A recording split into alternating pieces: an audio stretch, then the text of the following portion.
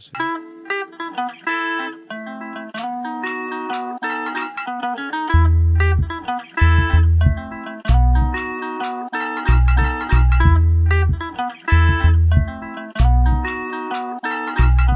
Welcome to the podcast, hablemos de lo nuevo. For the G's, by the G's, que pasa en el terreno. Vienen jugadores y se van, traiga lo nuevo, a huevo. Doesn't matter where you from, Salvador, Mexico, Honduras, Nicaragua. Todo mi latino, come and listen for an hour. TikTok, que traemos lo que quiere. Todo lo que pasa dentro y fuera de las redes. Really? You don't know what it is. Reportamos con la lupa, Bogey, see at the digs. En las buenas y en las malas yo diré la verdad. Si cometen un error o tienen habilidad, la calidad del rival cuando viene a jugar. Facts. Yo no me muerdo la lengua. Got love for the crest in the city I came from. Los campeones de campeones y con copas mi race. No empezamos el programa, soy la voz de LA One. Soy la voz de LA One. Love. Yeah.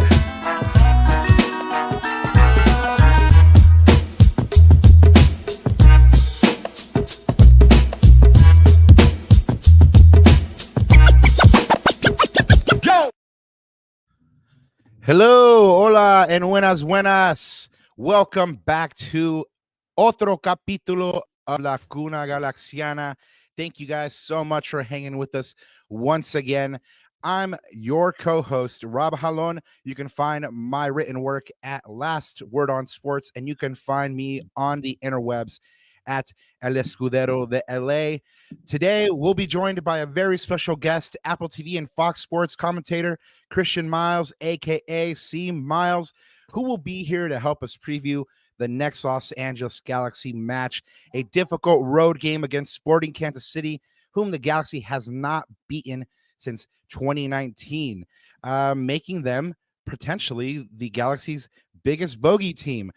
But before we get to all of that, please let me go ahead and introduce my co-host, the ride or die GN homie, el gitano perdido, Anandita Kirana. Papá, ¿cómo te estás sintiendo? I'm good, Papa. It's almost Friday, right? It's almost Friday. Yay. It's Saturday, And there's Sunday. feelings, right? You know how that goes. Oh, But remember yeah. when we were kids and they had TGIF? Ooh, good times. Oh, yeah, good times, man. And then cartoons on Saturday morning. Oh, miss those days. But no, feeling good, Papa. A little nervous about this game. I'm not gonna lie. We'll talk about it later, but it's not gonna be easy. But we'll figure out, maybe with C Miles, we'll put our hits together, like and with our powers combined, like Captain Planet, we will save the day and hopefully get the Galaxy a Good victory. But bro, we got a lot to get to because we've got C Miles. He's coming up on deck, so he'll be on in like 20 minutes, guys. So just hang tight, listen to us hacks for a few minutes. We got a lot of shout outs and announcements. So I'm just gonna go straight to the housekeeping. So guys, you can always follow me, block me, or stalk me at Ananda Galaxiana. You know where to find me. And you know where to find us. You found this little YouTube channel. So congratulations and thank you. If this is your first time, welcome. YouTube.com/@Lacuna Galaxiana.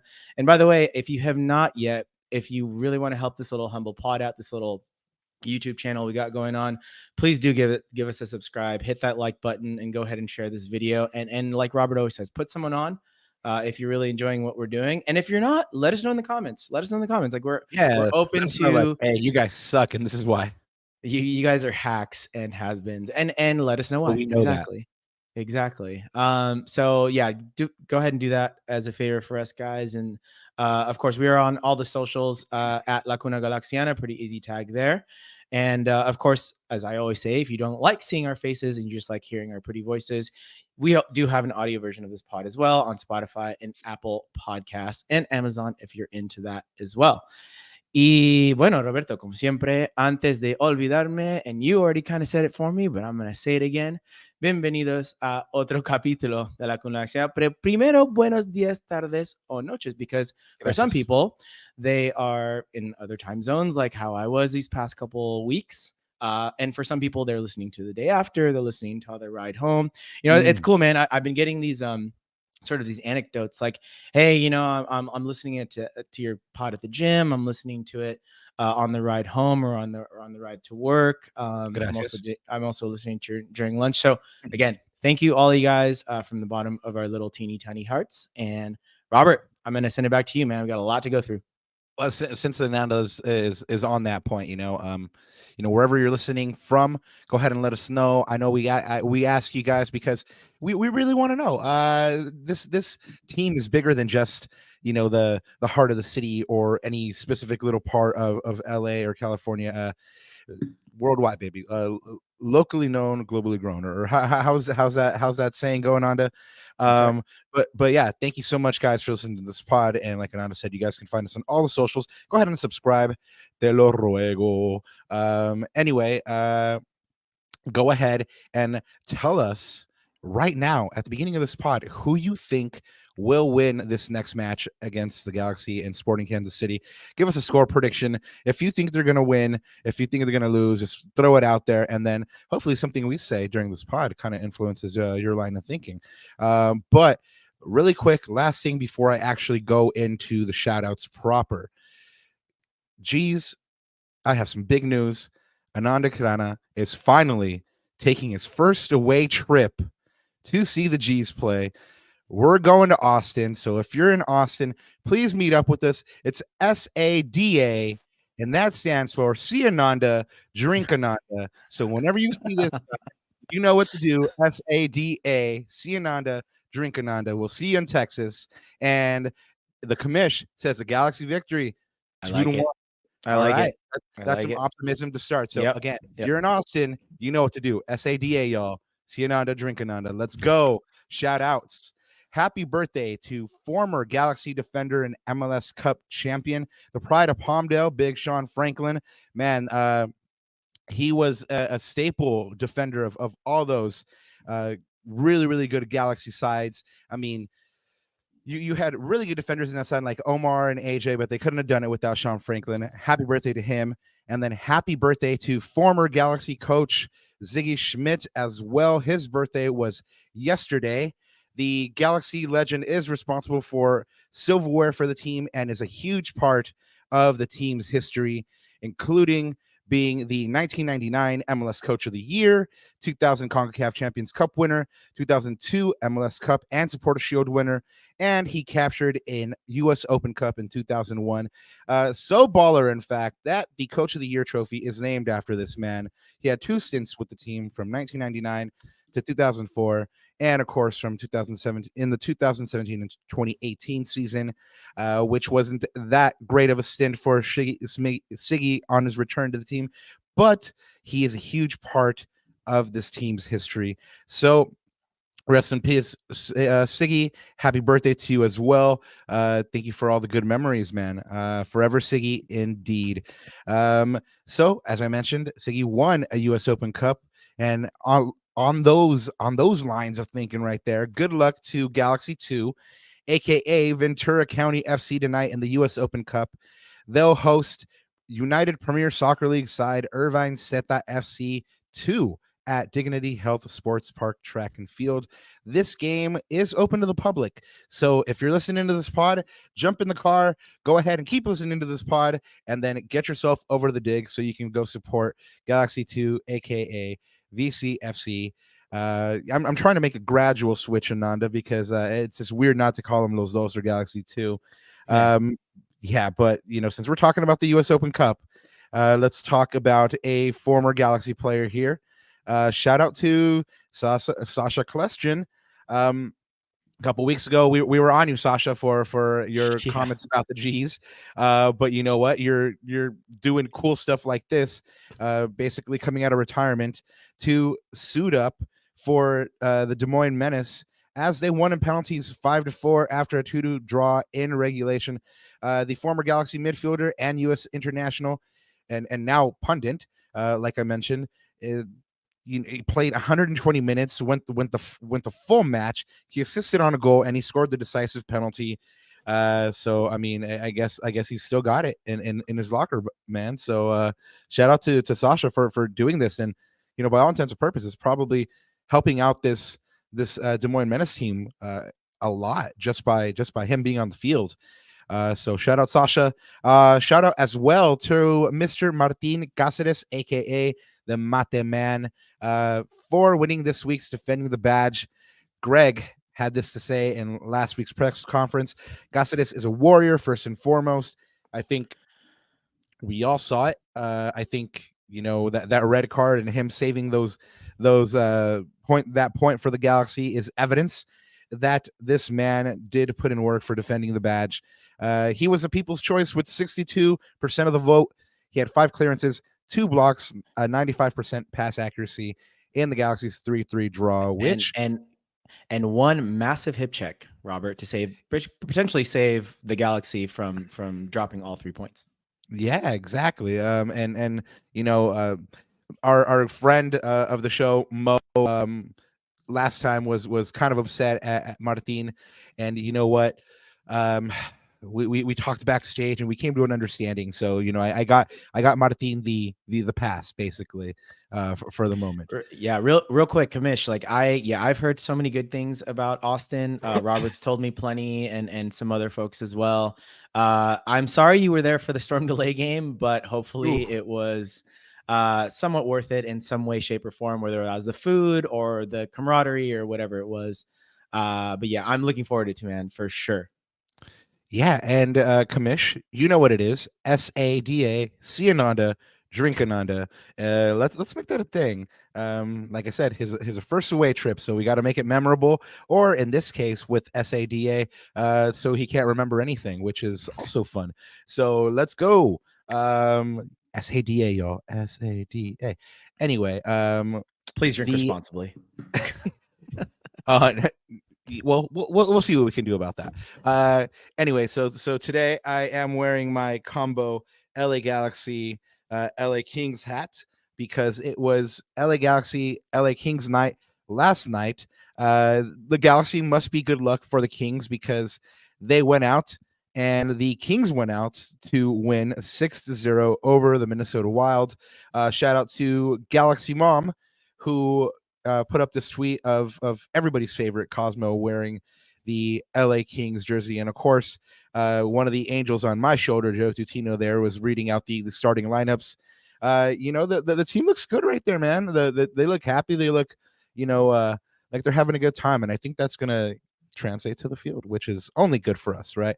So congratulations to the Kings. Since we were speaking about Galaxy Mom a little bit, shout out to her. MLS put out a video about how female role models impacted MLS stars, and stars like Jesus Ferreira, Julian Carranza, and Jalen Neal took part.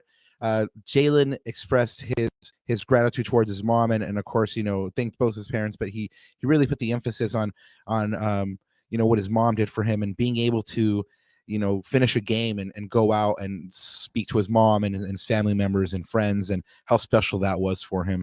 So shout out to Galaxy Mom, shout out to Jalen Neal. We can't wait till you are back on the field and playing your heart out for the Galaxy. So now let's get into some different events going on.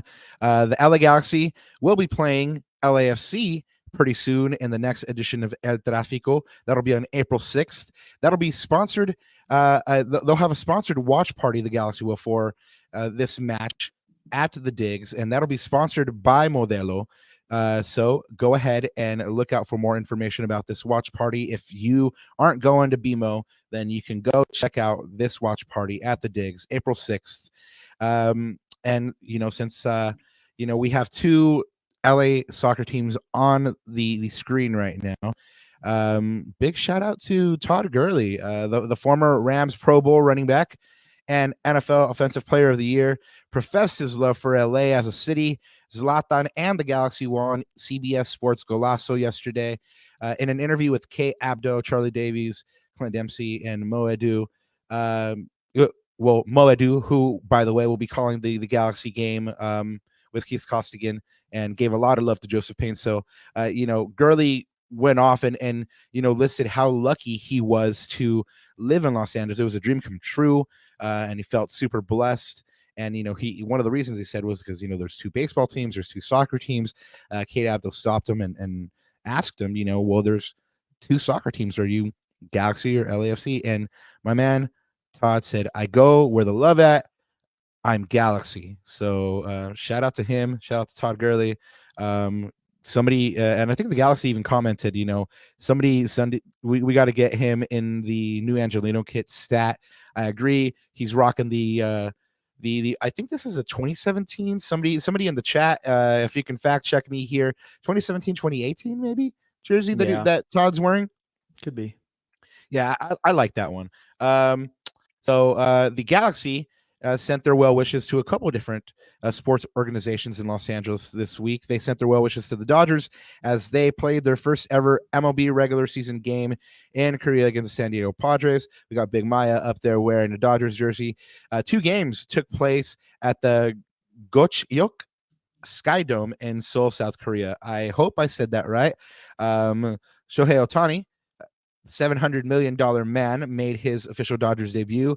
He had a really good game, recorded his first hit, stolen base, and RBI of the season in the Dodgers 5-2 win, which was pretty good because they were down 4 runs in the 8th inning, stormed it back to beat the Padres.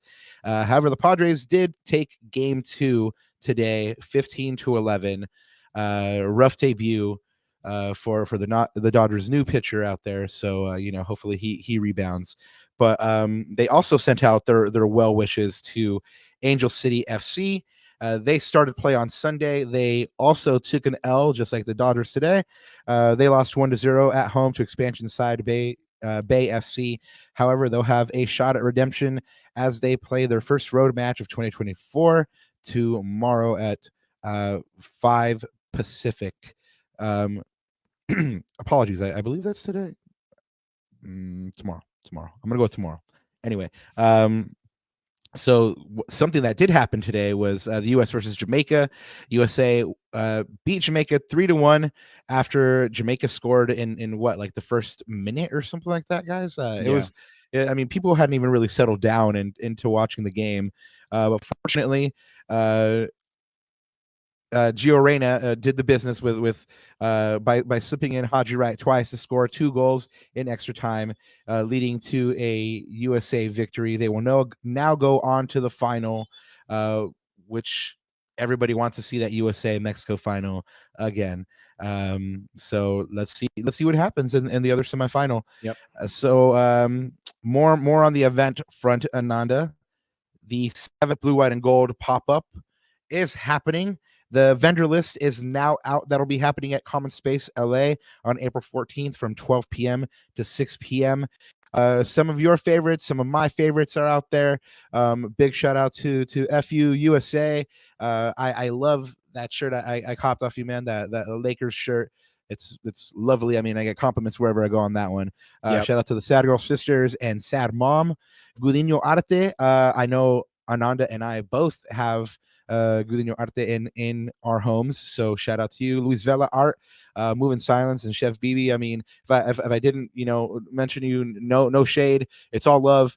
These are just some of people that I've connected with and on a personal level, and I've introduced Ananda to. We had some really delicious shukos by Chef Bibi at the last one, I believe. Was it the last one, Ananda, or what event was that? It was the last one. It was the last one for sure. Pretty sure. All right. Well, shout out to everybody, and hopefully we see you at the next Blue, White, and Gold pop-up.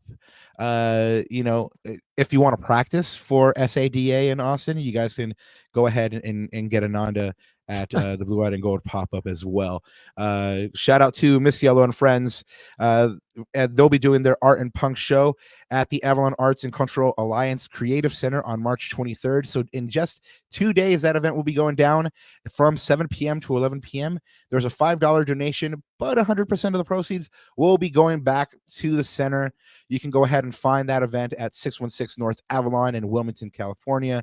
You'll get a bunch of different artists, a bunch of different punk bands, live painting, tattoos, vendors. So if you got nothing going on and you're young enough or brave enough to get into the pit, go on out to that event. Lord knows that I can't hang in the pit anymore, but I'm sure a bunch of you still can. So go ahead and go support the arts and the Arts Center.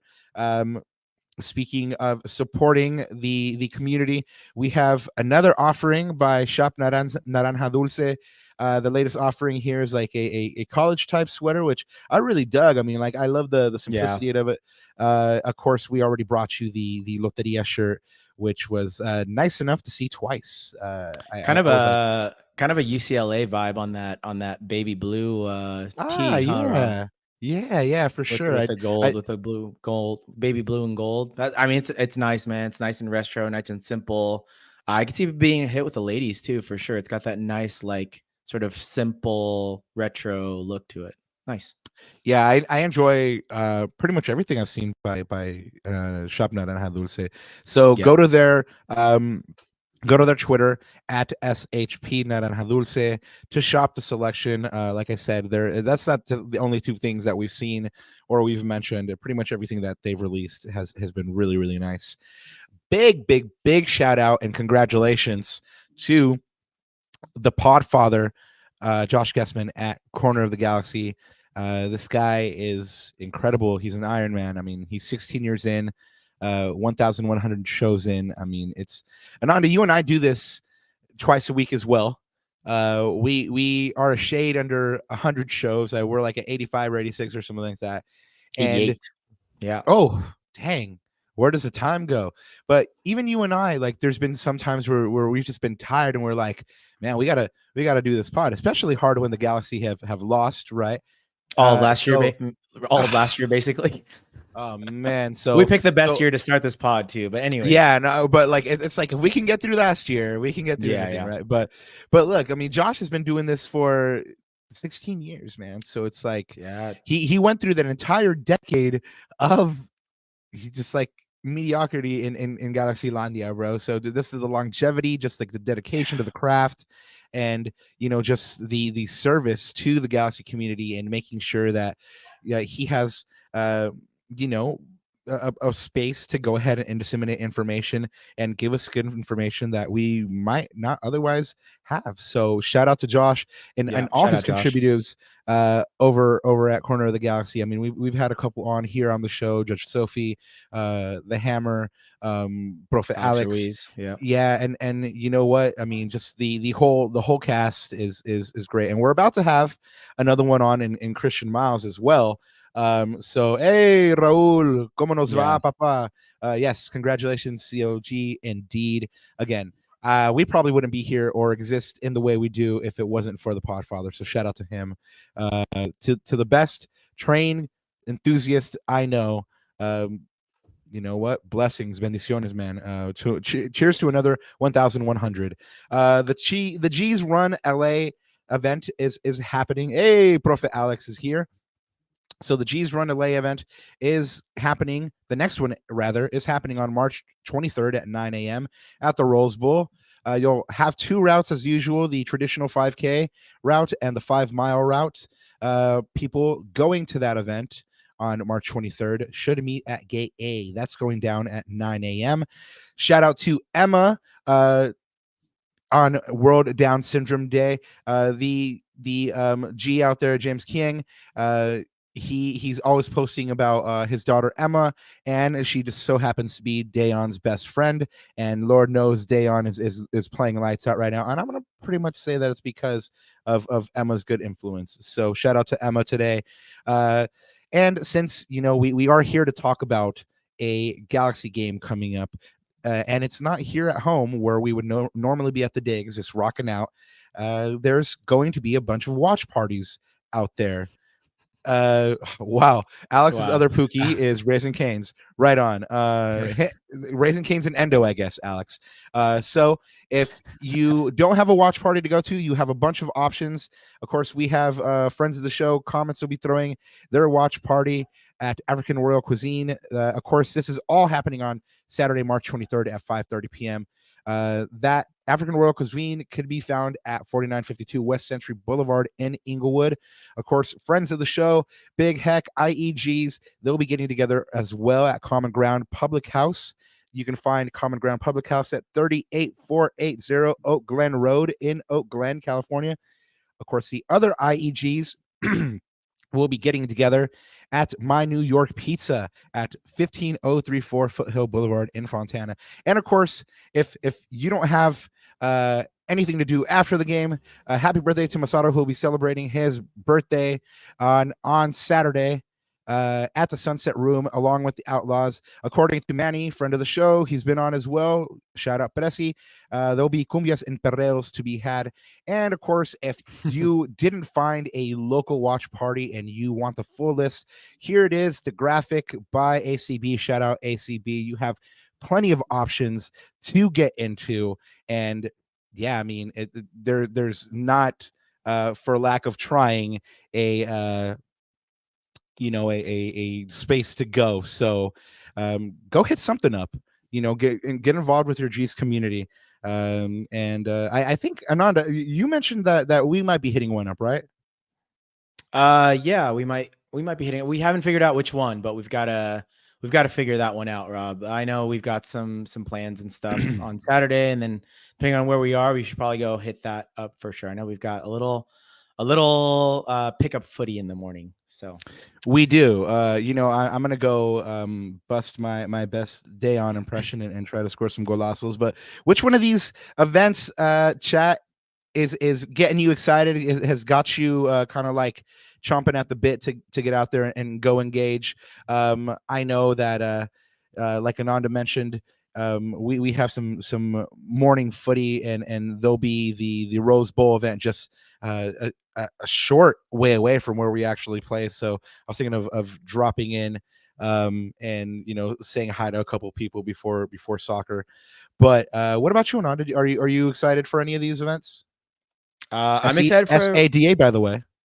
Yeah, SA, exactly. If you guys see me at any of these events, SADA, as we talked about in the beginning of the show, I throw some beers or whatever you want. I'm all ears and all, I'm all there. I'm all for it. But yeah, I mean, I guess whichever one we end up going to, right? I mean, for sure we got to go to an IE one, but I know it's a little far for you. So probably somewhere around one of the LA ones. I'm not sure. I mean, Robert, by the way, is that Ghanaian restaurant? Is that where Joseph Paintsell? Is that where JP was spotted?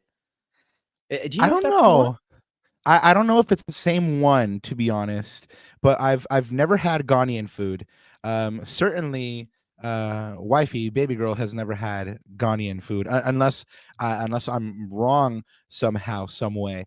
But we're trying to broaden our horizons and try something new, and especially it's great to interact with the G's community. So we'll go ahead and try to get out there. But like I said, definitely go on and get out there and engage with the G's community if you can. You won't be disappointed. I mean, we hear stories all the time about people becoming really, really good friends.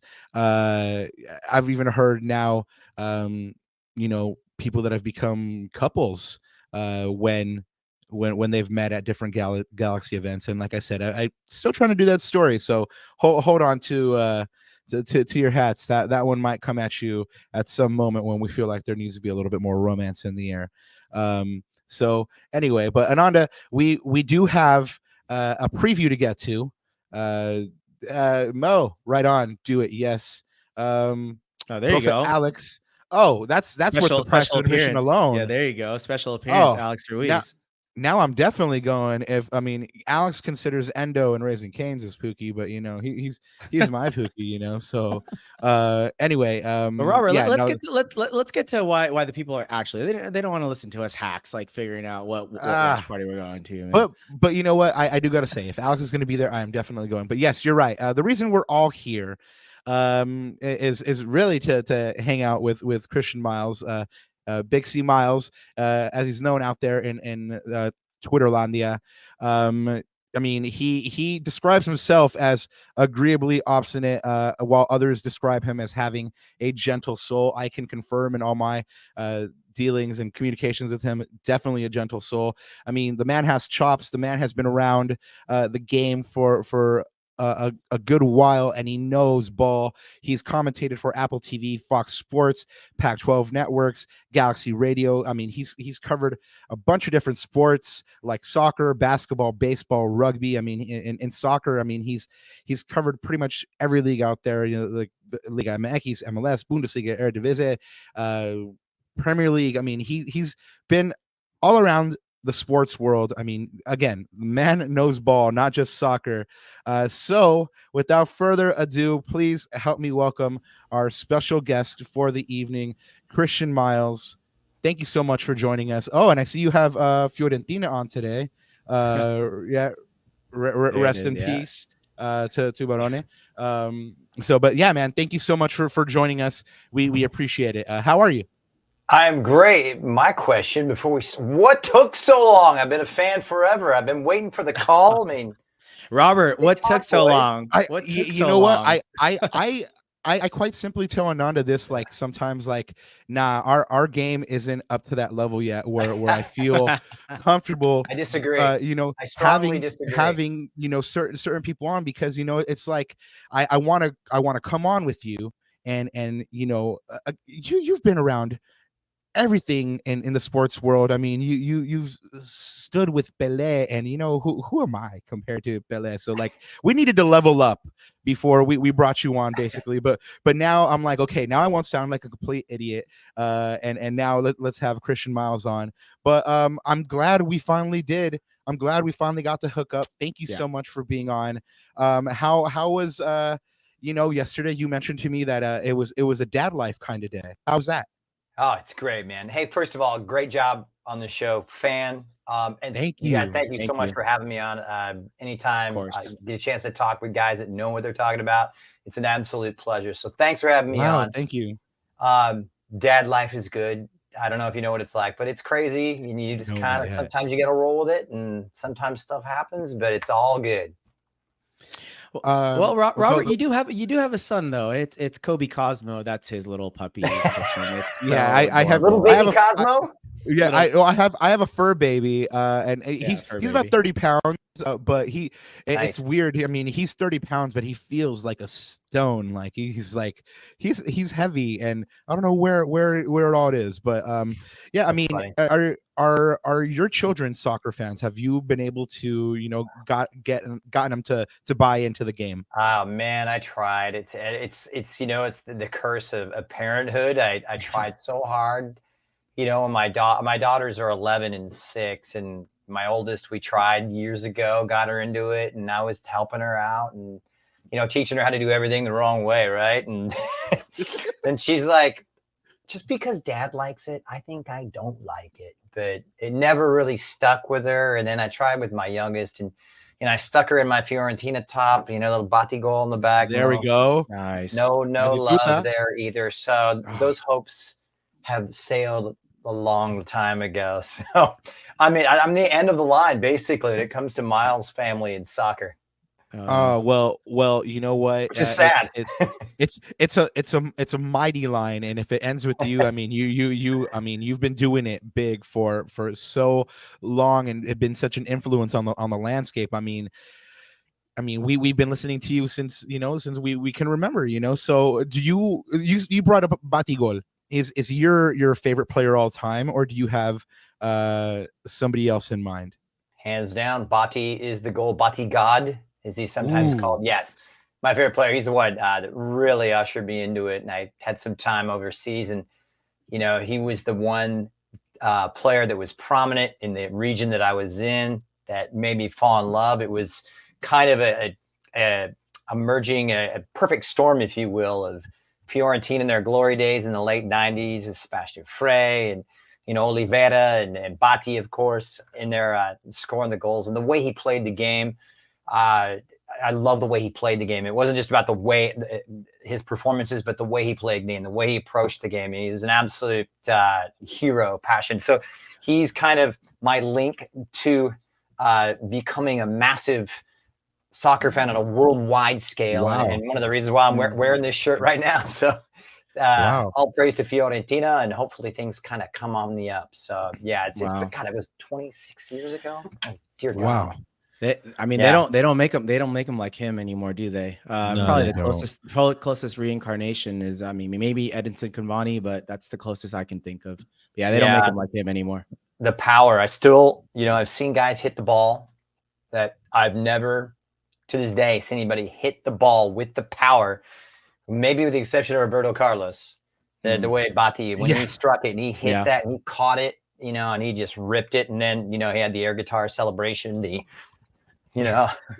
was great. What a golden era for Serie A. I mean, like that was definitely not when English football was at its height. It was all Serie A at that moment. But I saw, I do got to say, I saw something disturbing on your socials, and it involves a red shirt. Ananda, it hurts me too much. Go ahead and take over. You're not going to talk about my Gunners, are you? Well, that's the thing. Like I wanted to make sure that you were a Gunner, Christian, because that means that we are outnumbering our friend. Up the Gunners. That's right. Come on. And exactly. Glory, Man United.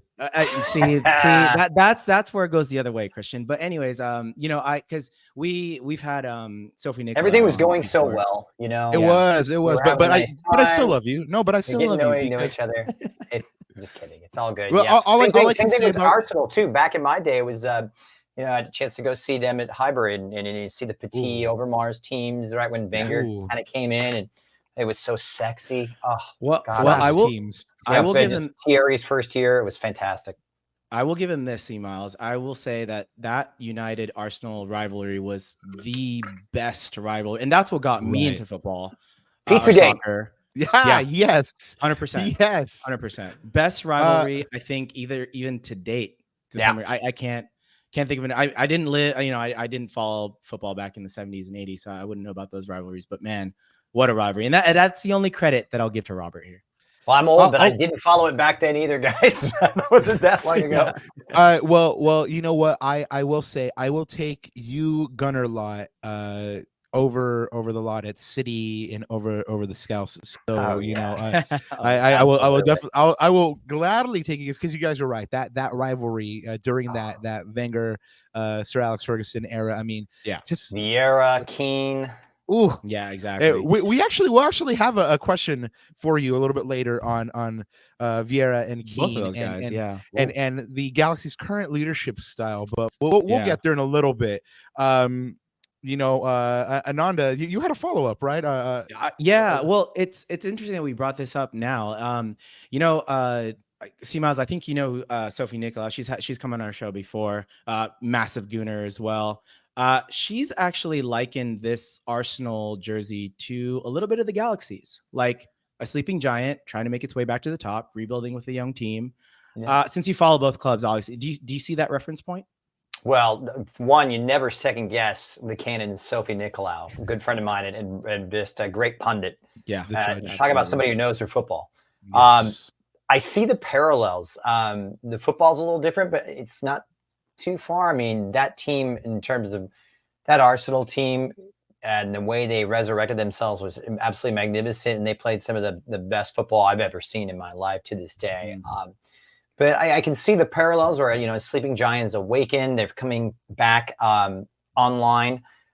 And yeah, there is validity to that. That's actually, I think it's an apt, comparison that we're seeing a Galaxy team that, I'm throwing results out the window here. I'm looking at what we see out there. And look, it's far from the finished article. It's far from perfect, but the strides that they've made and the foundation and the core, I believe the building blocks are there for success. Now, they have a little bit of a ways to go to, prove themselves to be of the quality of Arsenal and accomplish what they've done. But it's only been 4 or 5 games. But this season feels different, doesn't it, guys? I mean, it's got that solidity. Absolutely. There's a not just there was always optimism, but this is galvanized in truth and performances and not so much results just yet, but what we've seen out there. I think we've got the real deal.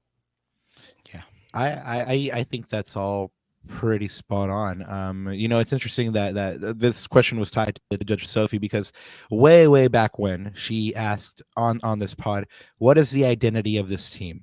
And I think that identity is starting to really show at the moment, a team that doesn't give up, that fights for each other, and is like you said, C Miles. I mean, it's starting to show. It's starting to be all there, you know. Still cooking. It's interesting, guys. When we look at this, it's been a pretty rough stretch here. You're going all the way back to when Bruce left, but there is just a devoid of leadership. There's a massive void in this team, the organizations. You go throughout the teams throughout the years and the coaches, but there was just never leadership. There's leadership here now, and it's not just residing in one individual, even though the captain is Maya Yoshida, but you see leadership, you see accountability, and there's not a looking around. There's not a lot of finger pointing, and I think we've seen it, and Sophie's probably seen it better than I have. This team is galvanized, but they also like each other and they believe in each other. They'll fight for each other. I've said it before, the Galaxy have never lacked in character with their teams. Yes, they haven't been great, but there's always been a fight about it. There's always been a belief, and they've never rolled over and, comprehensively outplayed with, very, very few exceptions to that. This team will not do that. At all by any stretch. That's what I see in this team, and for all their flaws and all their brilliance going forward, that's a foundation I think they're going to need to have, and it's the probably the most important one that they will need for the rest of the season. Man, I love it when we have folks on and they bring like unique viewpoints and just drop knowledge, because I'm sitting here like trying, like my mind is racing off of like 40 different directions off of different things you're saying. I'm like, that's wow. And just thinking of different scenarios and like different, like Ananda said, points, right? With this Galaxy team, you've been around it for, a bit, you've been in the press box, you've called games, you have experienced the team from the top down culture and everything like that. So I know that we in the press box are supposed to be neutral, but are you at liberty to say whether you are a Galaxy fan? Oh, absolutely. Absolutely Galaxy fan. No hands barred. I mean, this is the modern day age. I am a Galaxy fan. Look, I wasn't always a Galaxy fan. I've got to be honest with you. I became a convert. I was an anti-Galactico, and I didn't really believe in that philosophy. It's just in my nature. Like the buying big names and stuff like that. Right. What's that? Like the buying big names, like the Galactico model. It felt manufactured to me. Now, you can't argue against it. It was great for the time, and it brought all the trophies, it brought the results, but it wasn't for me. It wasn't the way I viewed football and the way I liked football. But it was incredibly successful. But I came into being a Galaxy fan probably about 10 years ago, and it wasn't a good time to become a Galaxy fan because it's on the coattails of basically the last title, and things just kind of went south until basically the present day, right? But to the point that I want to make is you touched on it, perfectly, Rob. It's from the top down, and now the top is right, and it filtered. The Russians have a saying: the fish rots from the head down. When you have got the top right, the success will flow with it. And I think that's what we're seeing. I love the restructuring the front office, from what they're doing in terms of player movement and selection. Will Kuntz, his job is so far just been absolutely fantastic. I think he's pressed mostly the right buttons. He's shown a risk as well in his philosophy that I kind of like. It's adventurous. He believes in the type of system that Greg wants to play. But it does feel right. And it's also, also a shout out to the marketing team headed up by Will Misselbrook. I feel like they're just, knocking it out of the park, just absolutely killing it. It's almost cinematic the way they're going about their business. And this team, there's so many great chapters to be written, I think, this season with the Galaxy. Wins, losses, draws. They've been great value for the money, even for the neutral. I mean, tell me that was not the most absorbing 90 minutes of soccer you watched last weekend, even though it wasn't the result that they wanted. But it's been like that for a while throughout this season. And I think, for entertainment value, it's box office. Speaking of box office, what was your favorite moment as your favorite moment as a Galaxy fan? It's just as a pure Galaxy fan, and then your favorite moment like calling a Galaxy match. Oh gosh, I was actually a spectator, in the LAFC game, sitting halfway up the line, and I remember I was there with my friend and his son, who must have been about 7 or 8 at the time, and everybody's calling for Zlatan. I mean, this has been rehashed to ad nauseum, but I kind of had a kinship with Zlatan, even though I don't profess to be a personal friend of his or anything, but my career started the same time he started. And I called his first game when he came on for Ajax, back in, I think it was 2000 or 2001. So to go on the same trajectory and then fast forward to when he made his debut in 2018 and the way he did it, it was just, it's something only sports could provide. So that, is up there amongst my all-time favorite just sports memories as a whole, watching that game, watching it unfold. And I knew when he came on, something special was going to happen. You didn't know what was going to happen, but something, akin to that standard, it happened. Calling the game, that's a tough one, man. You really put me on the spot, but there's been so many great moments that I can't put my finger on it, to be honest with you, because I've probably called over 1,000 games and they kind of blend together. There's memorable games. I remember in the Premier League when Man United were down 3-0 to Spurs. Yeah. At that time. And they came back for that 5-3 win. And the famous Fergie speech was like, come on, boys. Come on, it's Spurs. It's just Spurs. Oh, I love Spurs. Come on. And as an Arsenal man, I'm fully on board with that one. Yep. Yes. We're on the same team on that one. Yeah. Oh man. Well, do you have a favorite all-time interview? Like I mentioned at the top of the show, guys, this legend here has interviewed other legends like Pele. So is he your favorite, or do you have somebody else? Oh, I've interviewed Fergie. And these are just fleeting glimpses here and there. They wouldn't know who I am. And I had a chance to cover as a sideline reporter what is now the ICC summer tournament, and it was called the Champions World Series back in the early 2000s, and that was in the days of Del Piero, Michael Owen, Alex Ferguson, Didier Drogba. I covered his first game when he just moved from Marseille to Chelsea. Pelé has to be up there, the great man himself, and having the chance to go down to Brazil and go into the favelas and see where he came up and go down to the, Belmiro and go into people's houses. What an experience. Open their houses up and became, Santos museums and basically shrines to Pelé. So talking to him, and I got to do it twice, the opening of what was then the Home Depot Center, now, of course, the Dig. And also in New York and New Jersey, for Tim Howard's debut when he was just transferred from New York, New Jersey Metro Stars. Man, I'm going back, aren't I? is that the one where you got rained out? Yeah, no, yeah, it was really straight. Yeah, it was just dumping with rain. I had this brand new suit on I bought, and I got the sun out there, and I didn't bring an umbrella or anything, and I'm just on the sideline in awe watching these guys play. And anyway, it just dumps rain and there's nowhere to go after the game. I'm just soaked with a brand new suit. The thing shriveled up like 3 inches. I wore it once and had to toss it, make it home back to LA. But I got a chance to interview Pele, what is now MetLife Stadium, in front of 80,000 people. And that to me was probably the most nervous I've ever been in my life, but also the kind of the apex, the best moment I probably had. So I'm very fortunate, so fortunate. Rob, you got a lot of things to aspire to, my friend, as a budding journalist.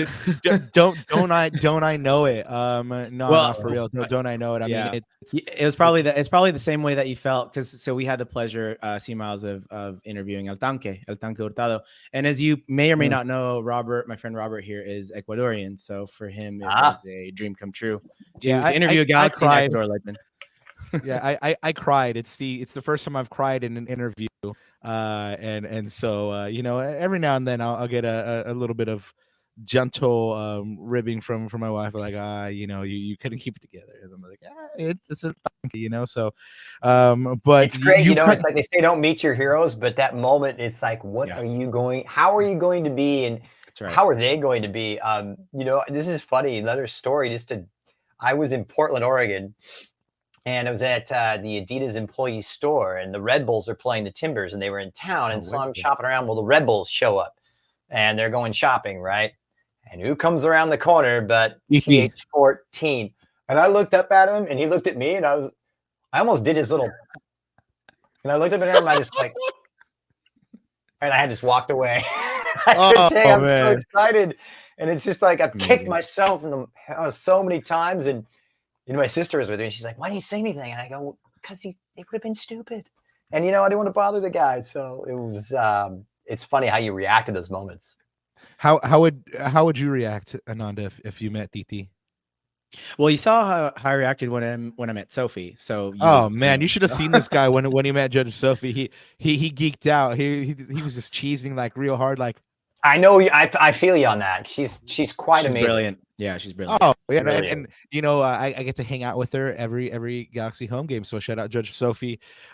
You've kind of touched on a little bit of the positives around the Galaxy, but what's been your biggest red flag around this team so far? The propensity to shoot themselves in the foot, which is kind of a continuance of last year. I mean, this team is the best team going forward in Major League Soccer, in my opinion. I don't think anybody can live with the Galaxy on their day when they're hitting form, but it's a double-edged sword as well. I mean, we saw those moments. They're really glaring, I thought, over in the last game over the weekend, and it was unfortunate, but in a game that they should have won, and they've been in situations where they should have won these games. And as great as it has been going forward, like I said, the giving away of the ball, at times almost cavalier in possession, having that winner mentality where you put your foot on the jugular. And I remember tweeting it out where it might have been, I can't remember who it was against, but they were moments away from the clean sheet, and that's the mark of the great team when you're up like that. And then lo and behold, Peck backs off and whack, the goal's stuck in. And that really, to me, that signified that's the next step this team needs to take. They need to be killers. Oh, I remember. Them out. Yeah. And they need it. Yeah. And so I think it will come. You cut them some massive slack as well. This is a team that was thrown together pretty late on in terms of major acquisitions. And you talk about Peck and Paintsil and, Ricky's injuries and, the new goalkeepers and all. And some of the changes on the back line. I mean, there's been so much change, about 16 or 17 players or something like that. Right. So yeah, you got to give time for it to come together, but the pieces are there. But yeah, it's the propensity to self-inflicted wounds. And I think, Greg talked about it at some games. It can't happen. And games are won in those individual moments, and also taking chances. We've seen the 3-goal games, but the Galaxy could be sitting, they could have hit 4, 5, or 6 the last time. Right. And the chances are there, and you want to see them be that much more clinical. It's leaps and bounds better than what we saw last year. But also you have to bear in mind, second bottom in the Western Conference, the standard was quite low. So right. It's pretty much just on the way up from there. Could never get out of 13th. And defensive organization to me is I get a little concerned sometimes with aerial balls with the Galaxy. They've shown some deficiencies in that. But I think by and large, they've been well organized, but it's those individual moments of mistakes and managing games. And I think that's the next step that they are going to have to learn to take. And those are what the great teams do. Yeah. Just to build on that point real quick, Robert, I agree with you, C. Miles. To me, the way I frame it is this team's still learning how to win. Yeah. Remember that this is a new team. Like you said, 16, winning 17 mentality. changes. It's a mentality, but it's also attention to detail. And you talked about some of those details, defending in the air, et cetera, et cetera. And we'll talk about some of those. But yeah, I'm right there with you in your line of thinking for sure. Chat, let us know. What is your biggest Galaxy red flag at the moment? So you mentioned a couple of different places where the Galaxy can get stronger. You posted a query on X on Twitter that I actually really like. So I'm gonna pose it to you now. How does this team translate the draws we've seen into victories? I think it's basically what we talked about, eliminating those moments of individual mistakes and being better in possession, being more responsible in possession. The quintessential, or probably the most glaring mistake that was made was the goal. Cerrillo puts Ricky under pressure and Ricky gets it all wrong. But that was a culmination of what was going on in a continuing theme, because that was not the first time that was happening. Mickey Imane was having problems playing out. Ricky, didn't cover himself in glory, and that aspect too. The Galaxy did not react well to a team that pressed high. They had a problem breaking that line. They were brilliant in the first 15 minutes. They're some of the best we've seen, I think, all season. But once St. Louis bedded in, adjusted their press a little bit, the Galaxy didn't have an answer, and they really struggled with it. To their credit and to their character, what we were talking about, they managed to dig themselves out and get something. And this team will get goals. We know they're going to get goals, but letting them in is the problem. And managing those moments, and eliminating those mistakes is key right now. Yeah. What gives you hope or optimism for 2024?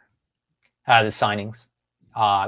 We talked about the top down. I think the management is right. Will Kuntz, Greg Vanney stepping aside, getting a chance to beat Greg Vanney.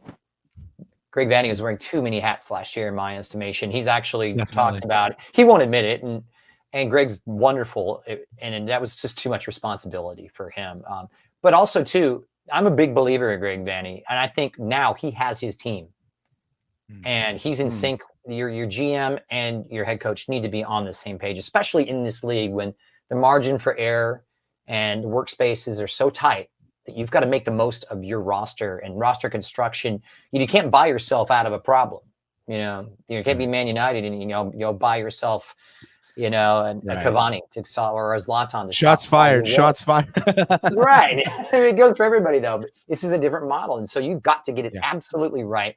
And for that, it's got to be on the same page, and there has to be a synergy between, from the top, from the president down to the GM, down to the coach, down to the assistants, down to the youth team. I feel that is finally there.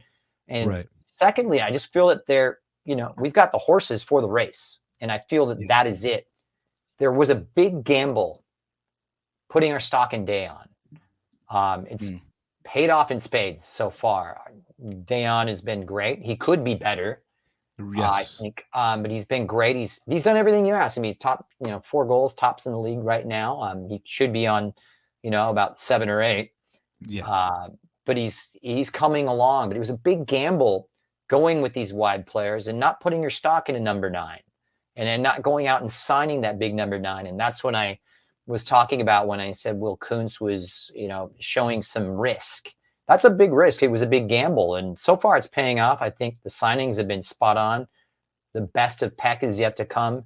Paintsil has proven that he is the player that everybody knew he would be. Yeah. Brilliant signing. But, you look at that Galaxy front line now, you add Peck to it, you throw in Dayon and Paintsil with Ricky pulling the strings.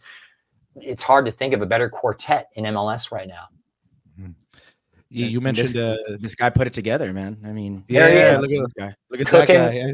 Was it they say on that other podcast, Cooking with Kuntz or something? Or I don't know. They could call him the chef. They've said stuff like he's done miracles on me. I mean, he really has. He's been wonderful for this team. At one point, we even said that last year he was the biggest signing for Galaxy Landia. Yep. Yeah.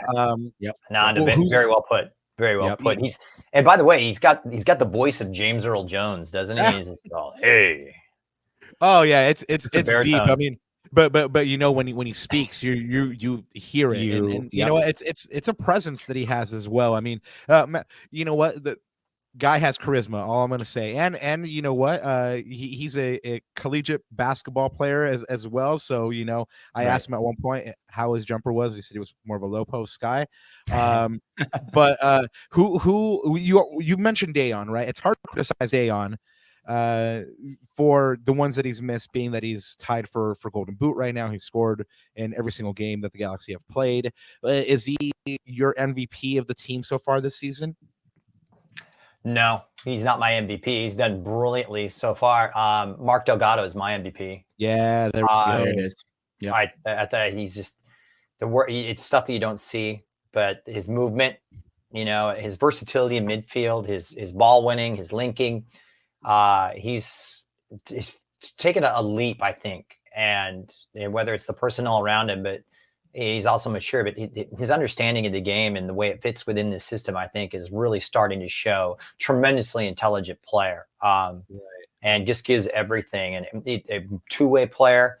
Gives you as much on each side of the ball as you're going to see. So for me, he's been the best. I also think Fagundes has been really good. Super good.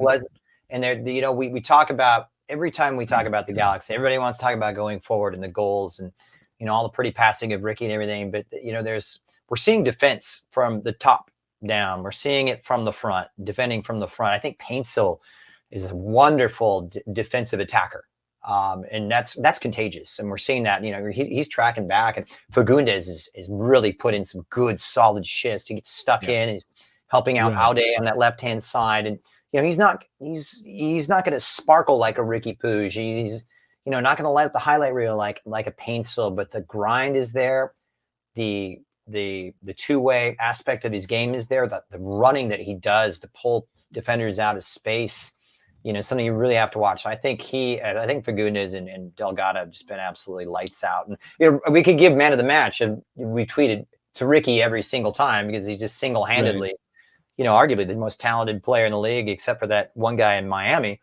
But he's the work that they put in, and it's a team that's not just riding talent now. It's also, getting graft, and it's getting performances. And we didn't see a lot of that type of defending from the front from players in the past in those wide areas, but we're seeing it now. And it's not perfect, but it's definitely provided a lot more protection than it has. Just for those individual errors, the Galaxy would be in a lot better position than they actually are right now.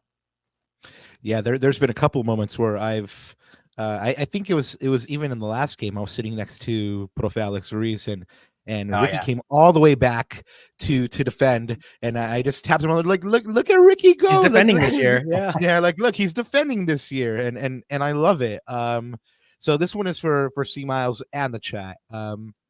Finish the sentence for me, if you will.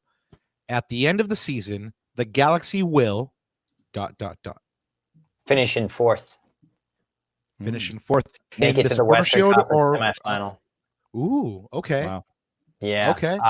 I've seen it, maybe third, but I've seen this team as a fourth place side. I do worry about defensive depth with this team right now. We're going to see it tested this weekend with Cáceres suspended. I'm a huge fan of Jalen Neal, but he's not reliable right now. He's we haven't seen him since June, so it's been 10 months or 9 months, and he'll be back, and we'll bring him along. But you need somebody now, and here we are in a situation where we're reliant on older players like Cáceres and Yoshida, who've been brilliant. Yoshida's been a great signing, hasn't he?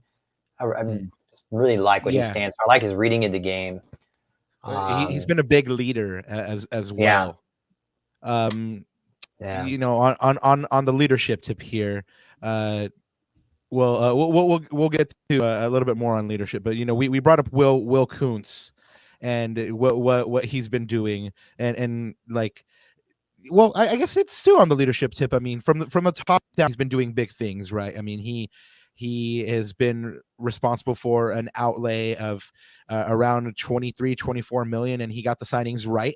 Which is already a big step in the right direction. But I think the sense of accountability and showing face that he has right now is huge. I mean, in the last couple years of the Chris Klein tenure, I've been covering the team now for 4 or 5 years. I only saw Chris Klein in the press box or around the press box maybe once.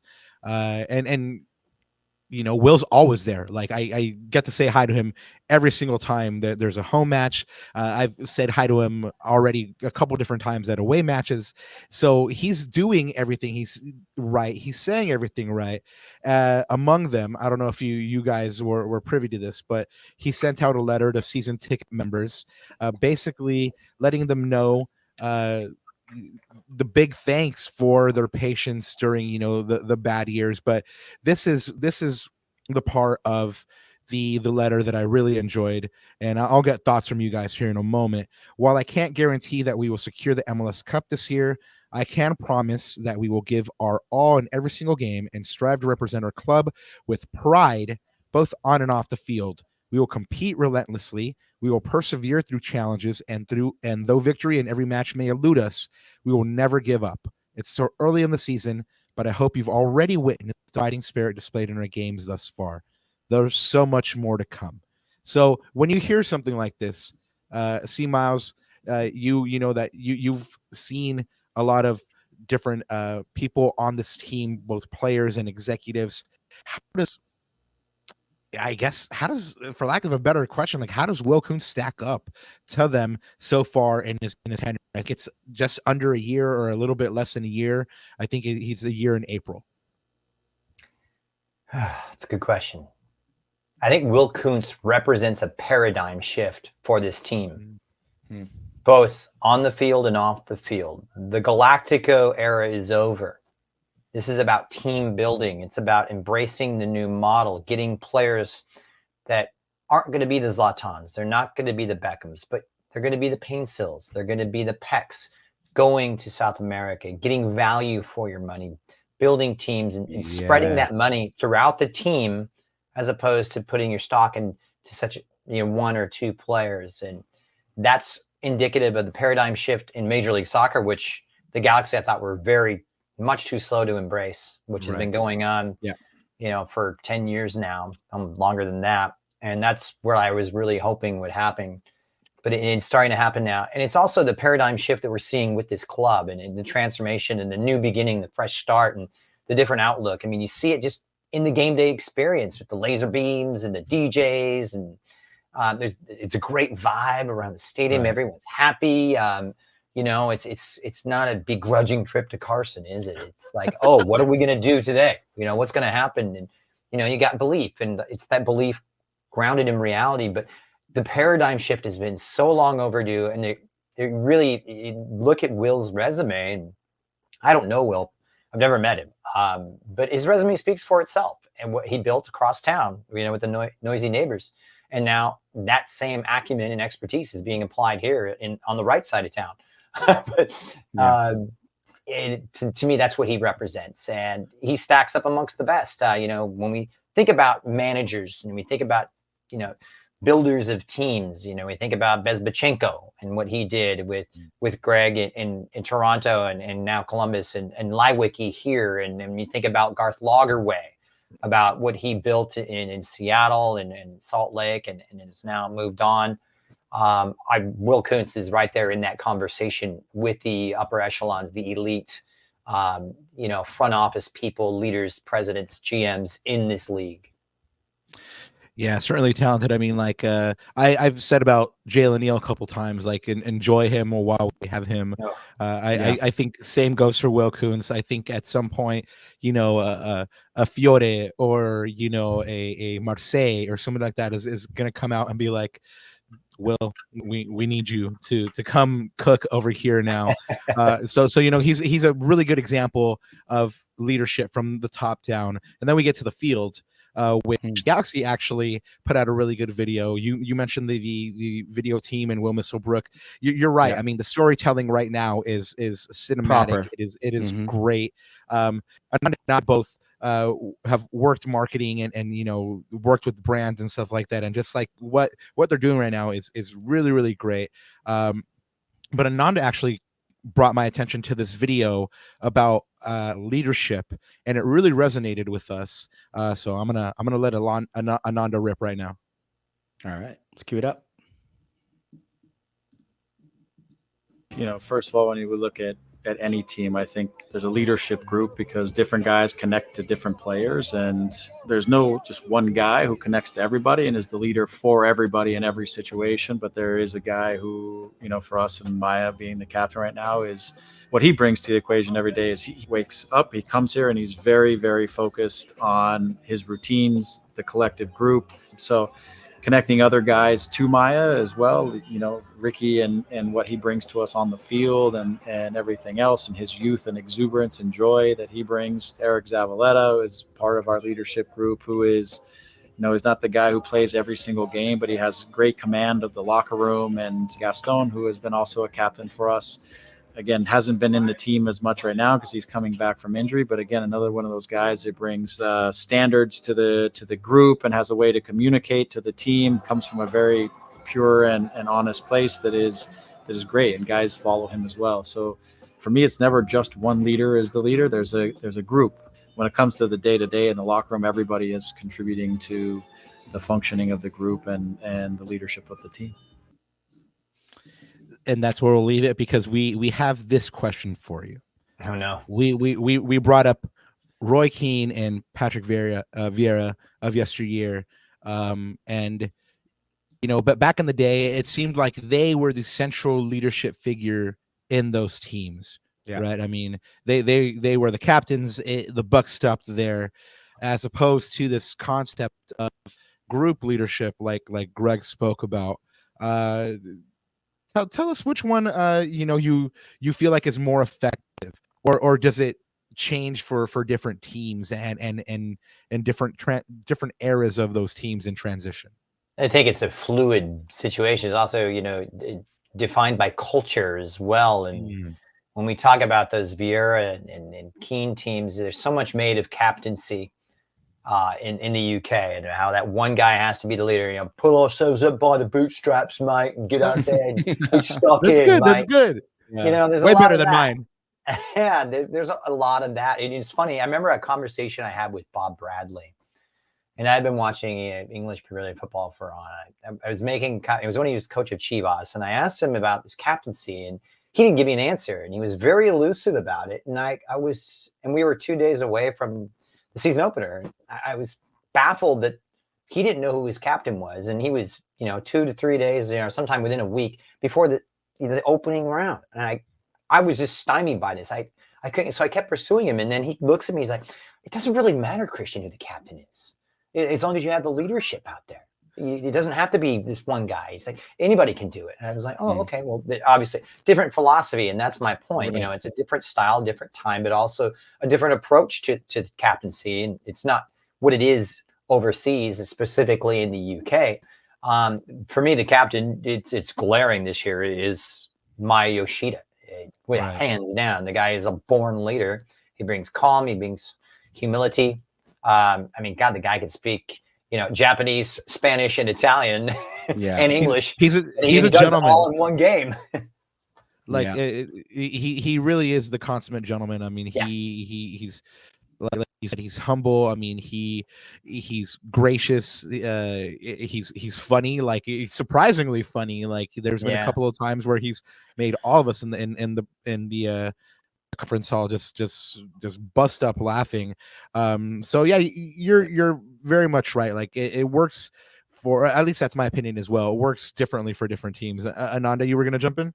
Well, I was going to say, I think the generational point that you brought up, Christian, is really interesting, because that's what I was thinking too. Right. I think long gone are the days of, I would say, generals, or almost like an army-like atmosphere with, Maldini, Vidic. I mean, those guys were, Tony Adams, even going back to the 80s, right?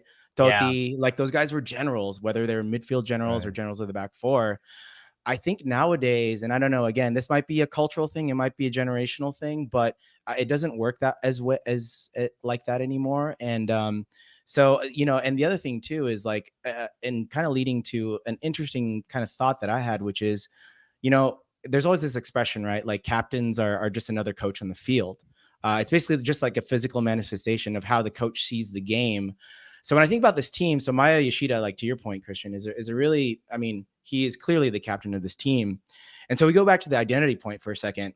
So if Maya Yoshida is the captain of this team, and let's just hold my statement true for a second, because, I've always thought of Greg Vanney as a defensive-minded coach, right? And we haven't necessarily seen that yet this year, at least in results-wise. I think the patterns are there, the practice is there. I think the theory is there. I think the application's not quite there yet. So it'll be interesting to see the evolution of that, and how Maya becomes a physical manifestation of what Greg Vanney wants to see on the pitch, right?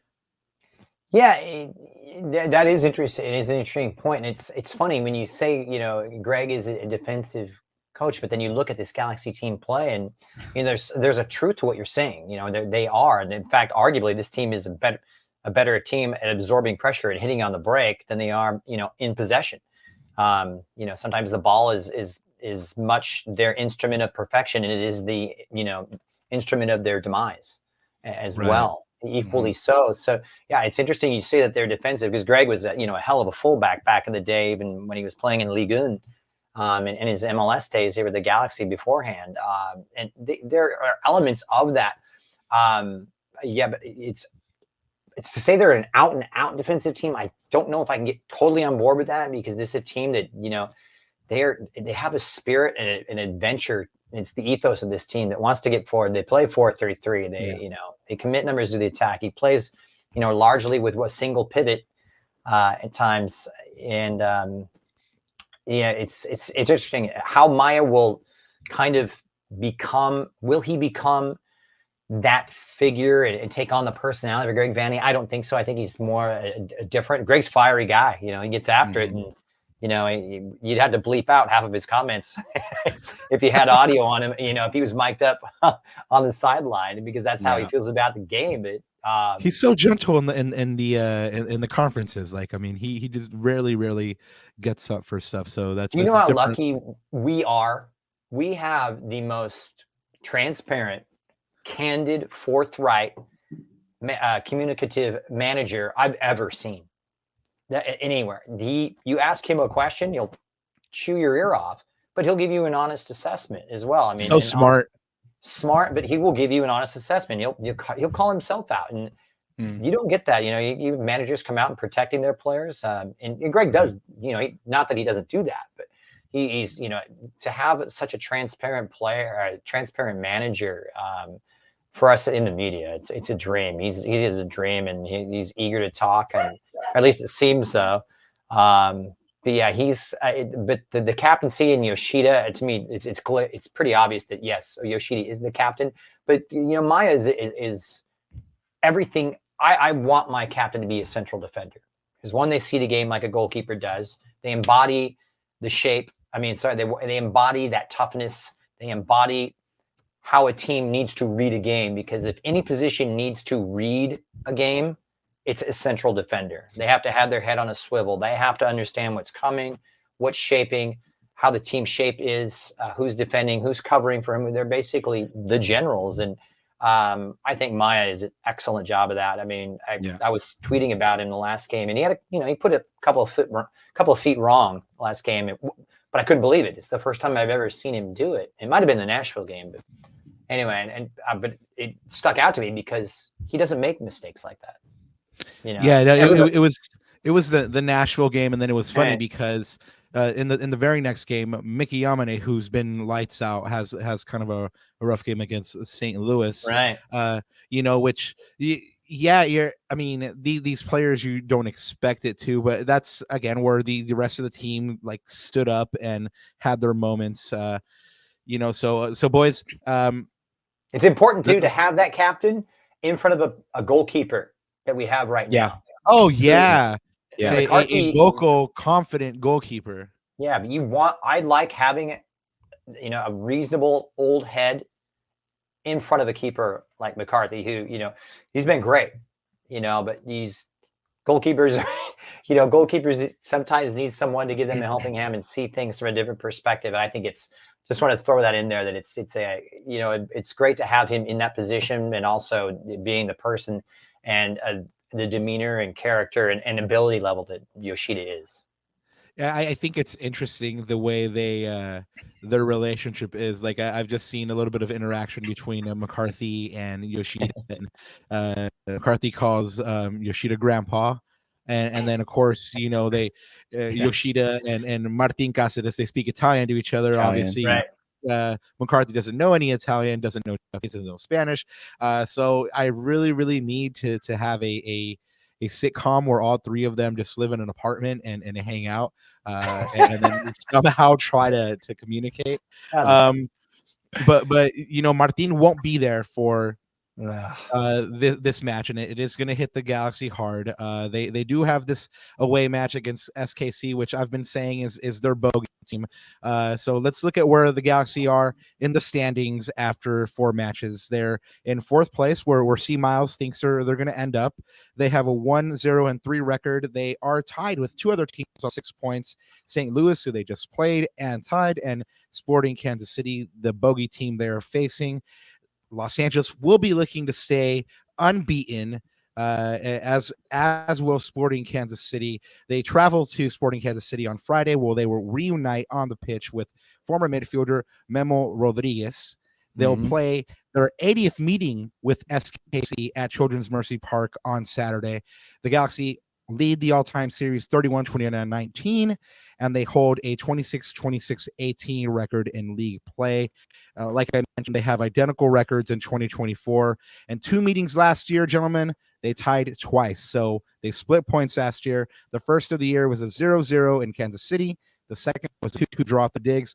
Goals by 2 men that won't be there. One because he's no longer with the Galaxy, and one through suspension, Martin Cáceres and Preston Judd.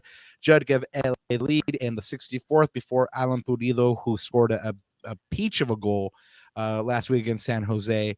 He snatched 2 points away from the Galaxy by scoring a 91st minute penalty.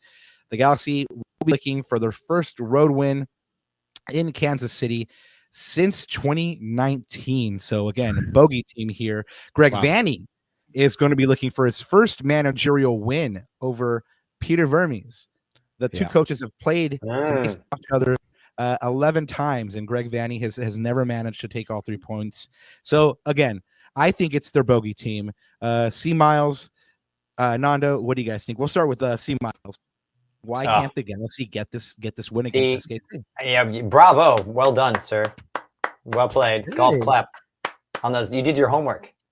Oh yeah, always. I mean, you know what? I learned from the best like you. I read a couple years ago that you do about 30 to 40 hours of research, you know, in preparation for different, you know, soccer functions in a week. Is it still around 30 or 40? It depends on the week. And it depends on the game and how familiar you are with it. It's always nice being a correspondent tied to a team, because you know that team every week in and week out like the back of your hand. And it's not like you're going into a game and having to learn 2 new teams, you know, each and every week, which, you know, a lot of these MLS commentators are having to do. That's hard. So it just depends on, and you know, how many games you have in a week. But yeah, you know, you got to put the, you know, it's funny. I was talking to someone today, and to be a commentator, you have to listen. And by listening, I don't just mean hearing things. I mean absorbing information, reading things, watching games, and just kind of learning and absorbing it all, and then, you know, using that and extrapolating it all together and branding it all together and putting it back out there and delivering the best message possible. But this Kansas City team, back to what they are just, I mean, we've won once there. That what you cited, I think that game in 2019 was the only time we've won since, I think, 11. It's been a tough place to play, something like that, you know, 10 or 11 games, trips there. So it's not an easy place to play, but I get scared when I think about this Sporting Kansas City team. I had a chance to cover them last year, and it's the atmosphere at that place at Children's Mercy Park is magnificent. Great home support. They got Alan Pulido, to me, is one of the most difficult number 9s to mark in this league. And I think we're going to have a hard time with him, especially without Cáceres in there.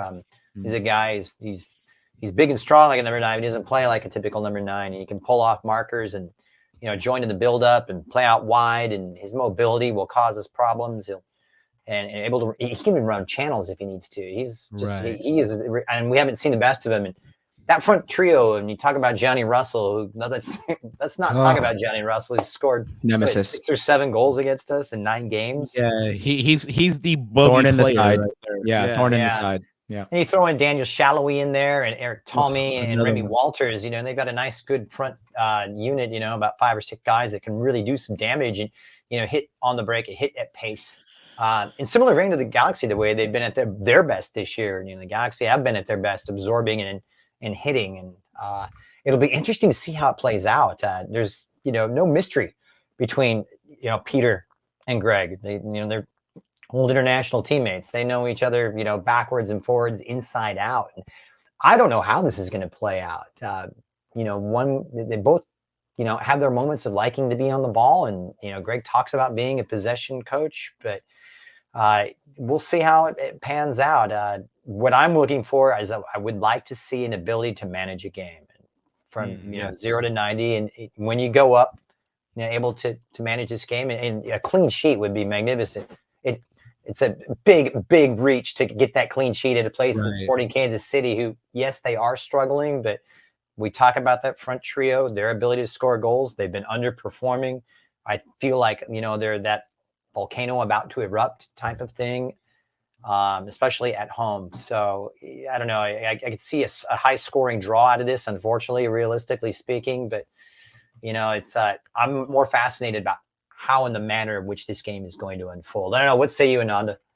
Yeah, likewise. I'm really interested in that. It's going to be a big tactical battle between two really good coaches. And unfortunately, Vermees just had the better of Greg Vanney. I don't know what it is. It's some sort of voodoo or hex that he has over Vanney, and he seems to outcoach him in certain games. The one thing that is going to be interesting for me, and I want to go back to a point that you brought up earlier, Christian, which was I call it team defense, right? And we've been calling it team defense on this pod, which is just the willingness for example, the wingers and the attackers to track back to help out your teammates. Cáceres is going to be a big miss. So I think there might be some certain moments where Zabaleta might be under pressure. We got to make sure there's protection for the back four, whether that's Gaston or the wingers dropping back. Julian Aude is going to have a handful with Johnny Russell. So expect Fagundes. Absolutely. I expect Fagundes to track back. So I think, on top of all of that, it's just going to be the mental resilience and resoluteness. Like you said, that stadium is not an easy stadium to play in. And I think half the battle here is going to be mental. The other half is obviously physical, but I think the first half you got to get over is the crowd, the waves of attack that are coming, and just the threat that Sporting KC pose. Because even though they only scored 4 goals this year, guys, like we know that they have a potent attack. Don't let the numbers fool you in this case. Yeah, we saw evidence of that potent attack with their winning goal basically against San Jose. Sporting KC hadn't started well. Three ties to start the season. They just picked up their first win against San Jose 2-1. Like I mentioned, identical records with the Galaxy, except they're in 6th place on 6 points. And you know what? They have that attack that, like you said, is that volcano waiting to erupt. We saw a small bit of it with that second goal, but just the way that Johnny Russell and Alan Pulido connected, like they knew where they were going to be. I mean, and that's where I think they have the one up on the Galaxy, because they've been playing together now for a couple years, whereas the Galaxy attackers are still getting used to each other. I mean, you mentioned at the top that Gabriel Peck is still, we still need to get the best out of him. He hasn't even really played a full 90 yet. So, in that way, I think they have the advantage here with the Galaxy over the Galaxy. They only have really one significant injury in Andrew Fontas. I mean, he played or he featured at least in the 3 games before his injury here. So, but the big question here is who will partner Maya Yoshida? Yeah. So, what are the Galaxy doing, guys?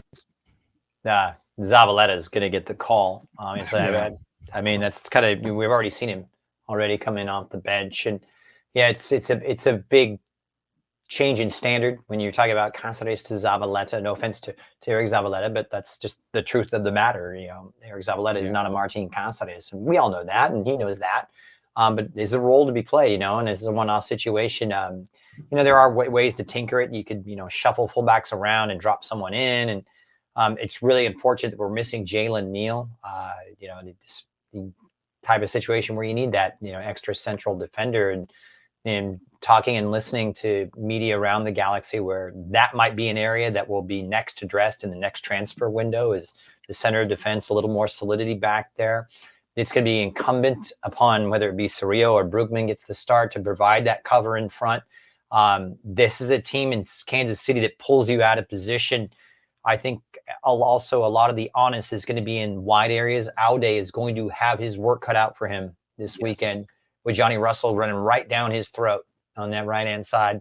Yep. And then you look on the other side with Shallowy coming down the left, and Yamane is going to be on the back foot as well. And they like to attack in wide areas. And you have, Pulido dropping in underneath and making those runs from, outside in or, from deep lying positions. So they're tough to track. And that's why I think that midfield cover for the back four is going to be absolutely paramount. And, your keeper's got to be good. And we've had a good run so far from McCarthy, and long may it continue. So, yeah, it's going to be fascinating because there's, the firepower they have and what they can do. And it's kind of funny how this Kansas City team is being true to form. They stink it up for the first couple of months every season, and then they hit their stride, what used to be after the international break, heading into what now is the League's Cup, part of the calendar. They always say their best for last. So we'll see how it unfolds. The last 10 games. What's that? The last 10 games of the season, just like Greg used to say. Yeah, exactly. So we'll see. It's interesting too, as a side note, with the League's Cup and everything, and the way things have rounded out. It kind of puts a little bit more onus on the earlier part of the schedule nowadays, where you need to be better early in the campaign than you used to have to be. I think it's important now to get those points and to build that confidence, and hopefully they'll continue in the right situation and get that victory. Robert, you and I have been calling for, actually you specifically have been calling for Gaston to start to protect that back four. And I'm going to agree with you on this one, Robert. I think he's got to start. We've seen Cerrillo in the last couple of games get out muscled, out physical, outmaneuvered really. We saw it in that giveaway, look, I'm not going to say he wouldn't make that mistake, but an experienced player doesn't make that mistake, I don't think, in that part of the pitch. So I'm calling for Gaston to start as well. And as C Miles put it, it's protection for that back four that we definitely need. C Miles, I'm glad you were here to hear it, and chat, I'm glad you were here to hear it, because Ananda, I don't think has ever said, Rob, you were right. I'm on the Cerrillo train. I am on the Cerrillo train. So you got to take my Cerrillo bias out of it, because I'm big. I think he's gonna be my breakout player. I've said on this pod, C Miles, I think he's gonna be my breakout player of the season. But for this game, I think we need the experience of Gaston. Well, Ananda, you are the stats guy here, so I already know which way I'm calling my prediction. I think Miles already kind of revealed which way he's going, but I can be influenced. You know this. Go ahead and break me off some stats and let me know what we have in the way of stats coming up for this LA versus XC match. All right, guys. So here's my little stats chart that I always pull up. So just looking at both teams, right? I'm not going to go through one by one. Actually, you know what? We are on audio as well, so I probably should for the betterment of the pod. So on the screen here, you've got shots for both teams. So LA Galaxy almost double the amount of shots and almost double the amount of shots on goal. I mean, Robert, we've seen that, right? The problem is we just can't finish those chances. The other thing that's of note too is all the way in the bottom there, expected goals. We are at 9.9 expected goals through 4 games. Robert and C Miles, Kansas City is only at 3 expected goals for the first 4 games of the season. And if I double click on that, so I want to hone in on that expected goals part. I pulled this up. So this is per FOTMob. So we look at XG conceded, right? So it's interesting that the Galaxy were expected to concede 4.9 goals, but we've given up 7 goals this year. Sporting Kansas City is to par. They've, XGC, their expected goals conceded is at 4.4. They've given up 4 goals. So, I know you guys were talking about the defense before, but it's funny, right? From open play, the numbers look pretty good, guys. Like, we're on par with Sporting Kansas City. I think at the end, it's those individual mistakes that you guys are talking about, right? Set pieces. That's another big thing as well. The other side of it is we talked about the offensive part. Look at that. Look at those big chances and big chances missed, guys. LA Galaxy is number 2 in the league behind Inter Miami at 17. Sporting Kansas City only has 4 big chances, but you know what? They've scored on 3 of them. So it's like, meanwhile, we've missed 10 big chances, excuse me. So it's crazy, right? Gotta take your chances. Yeah. Great stuff, by the way. A lot of goals left on the table, a lot of opportunities. I mean, and some of that is a man named Berkey who just played absolutely lights out against the Galaxy last week. But, we did touch on the danger men for SKC. I mean, Alan Pulido, Johnny Russell, Shallowy. I mean, exciting front 3, right? But the Galaxy also have a striker that's in form, leading the league with 4 goals, a goal in each of the first 4 matches. He has an opportunity to make history and be among some very, very classy folk like Brian McBride if he gets one in the next match. C Miles, Dayon is scoring. Yeah. I think we all agree though that he can be doing more. He should have like 8 or 9 even. For you, is he the danger man for the Galaxy, or is the X factor in terms of Galaxy players going to be someone else? Well, I think you talk about the danger man is Ricky Puig. He's the straw that stirs the drink. And as he goes in terms of creativity, so goes a lot of the Galaxy chances. It is a little disturbing, and you look at those numbers, which Nada really pointed out expertly, that this team, the chances are there. I mean, they are there in abundance. Dayon is getting so many looks this year, exponentially more than what we saw last year. Right. Even more than we saw in his prolific, 11-goal season a couple of years ago. And he's getting those looks. He's just not taking them.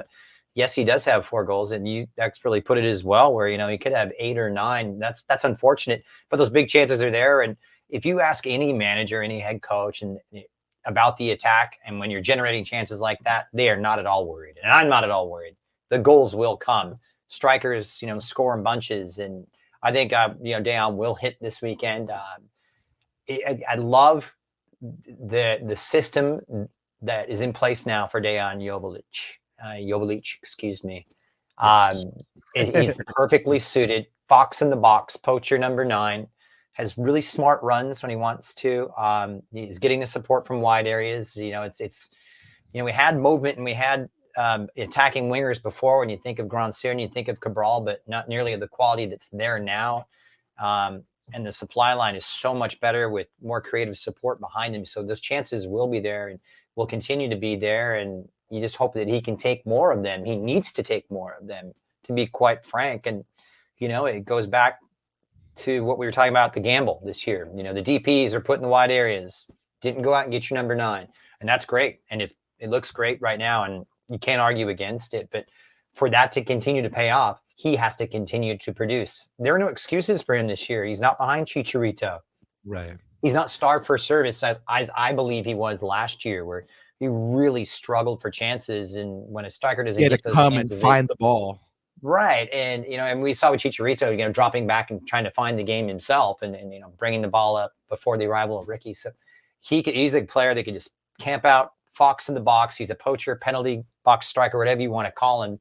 And I believe he's one of those strikers that will hit his stride later in the season as he gets into rhythm and gets into sync with his team and gets used to playing with these guys. Because, there hasn't been a full 90 on the field when, the DPs have been out there all together throughout the duration of the game. And I think I really like what I see from Gabriel Peck. And I think that's one of we talked about, how we're going to see this game unfold against Sporting Kansas City. I'm equally intrigued to see how Peck enmeshes himself with his teammates and how he can find himself within this system. The brilliance is there. The technical expertise is there. He's a player. Doesn't come without defensive liability, perhaps. We shall see. Brazilians are not known for being the best defenders, but he's not here to defend. So that's going to be an interesting thing to me. But yeah, Joveljic needs to produce, and it's just the bottom. It's as simple as that. He's got to get his goals, and I think he will join some elite company. Was it Brian McBride, the walking cyborg himself, right? Oh man, U.S. international legend right there. Metal plates in his head. Ooh, does he really? Yeah, because of all the concussions. Look at pictures from Brian McBride. I think before his Premier League days, and then look at him now, and his face is constructed. That man, you want to talk about bravery? It's hard to find a braver striker than Brian McBride, who just left he would it go out into there. Everything. Yeah, he would go into everything, no matter I'm going to lose it, but I'm going to go into it. Blood and guts striker.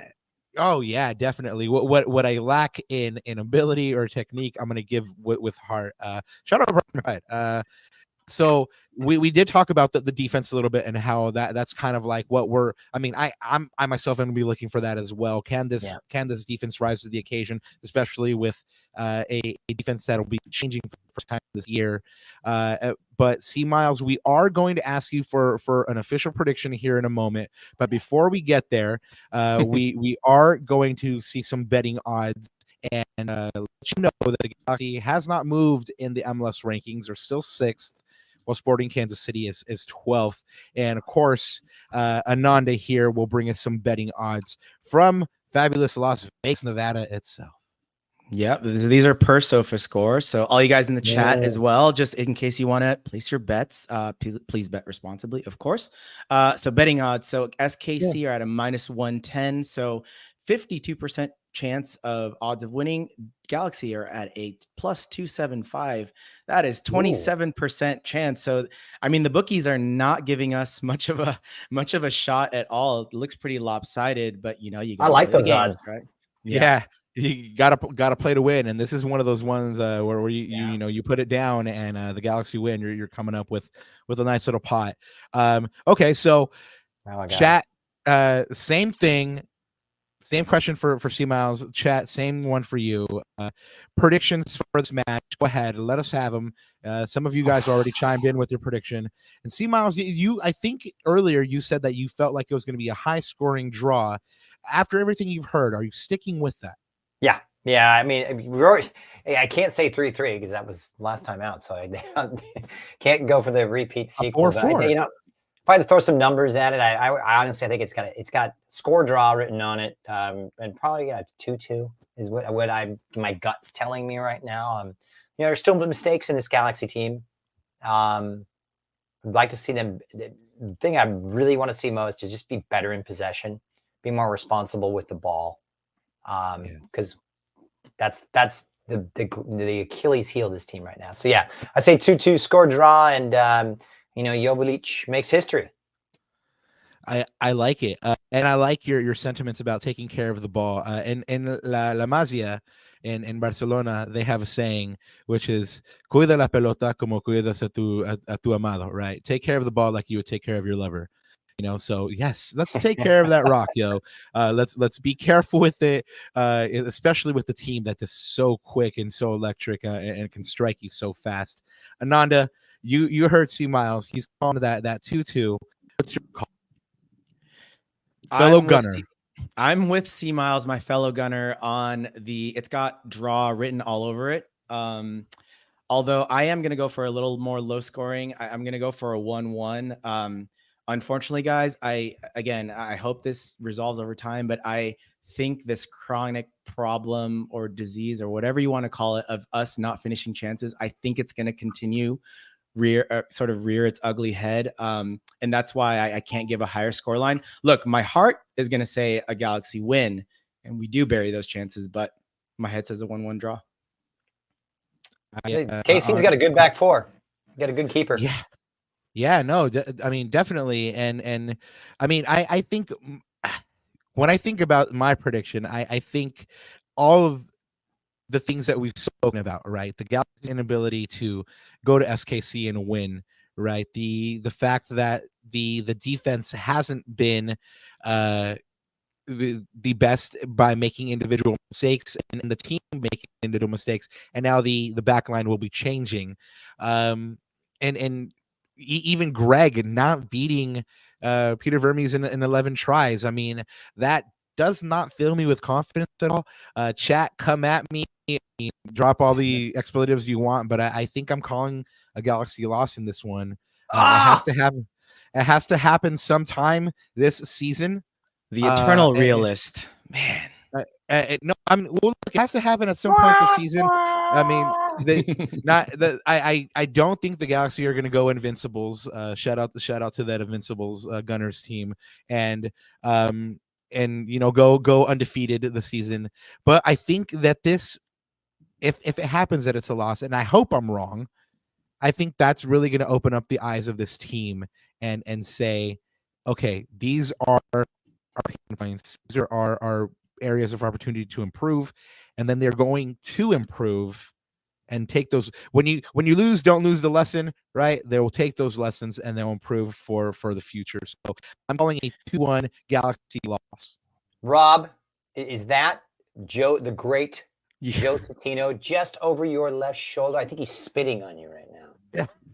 I call him let's see here. Let me see if I can get out of the way. I call him the angel on my shoulder. He's really the only one, like I mentioned when Ananda met Judge Sophie, kind of geeked out.